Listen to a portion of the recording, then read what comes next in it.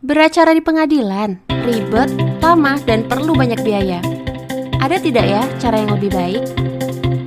Jangan khawatir, karena melalui Perma nomor 1 tahun 2019 tentang administrasi perkara dan persidangan di pengadilan secara elektronik, maka beracara di pengadilan akan lebih mudah, cepat, hemat biaya, nyaman, dan efektif. Berikut langkah-langkah pendaftaran perkara secara online melalui e-court. Yang pertama, login.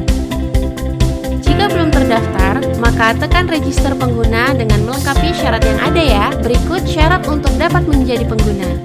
Pengguna terdaftar bagi advokat, pengguna lain selain advokat. Kemudian harus menunggu verifikasi dan validasi oleh pengadilan tingkat banding di mana advokat tersebut disumpah ya. Jika sudah terdaftar dan login, maka langkah selanjutnya adalah pilih tambah gugatan atau permohonan atau gugatan, sederhana atau bantahan. Kemudian pilih pengadilan tujuan mendaftar perkara ya.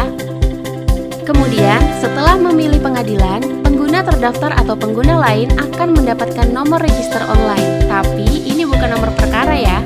Setelah memahami dan menyetujui syarat dan ketentuan dalam pendaftaran secara online melalui e-court, tekan tombol daftar. Kemudian pendaftaran surat kuasa.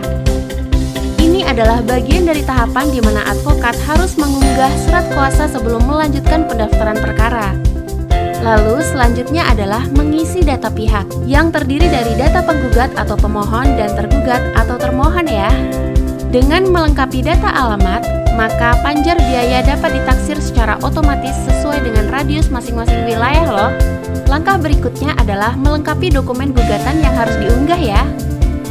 Dengan lengkapnya data pendaftaran dan dokumen pendaftaran perkara, maka akan mendapatkan taksiran panjar biaya dalam bentuk ISKUM yang tergenerat otomatis oleh sistem dengan komponen biaya panjar dan radius yang telah ditetapkan oleh ketua pengadilan loh. Selanjutnya adalah setelah mendapatkan ISKUM, pengguna akan mendapatkan nomor virtual account untuk pembayaran biaya panjar perkara.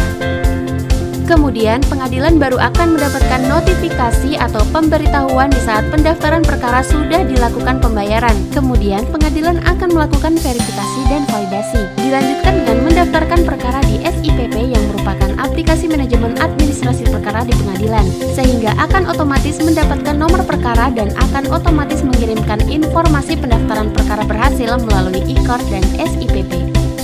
Dengan mendapatkan nomor perkara, maka tahapan pendaftaran perkara online telah selesai dan pengguna terdaftar tinggal menunggu pemanggilan dari pengadilan. Jadi mudah kan beracara di pengadilan?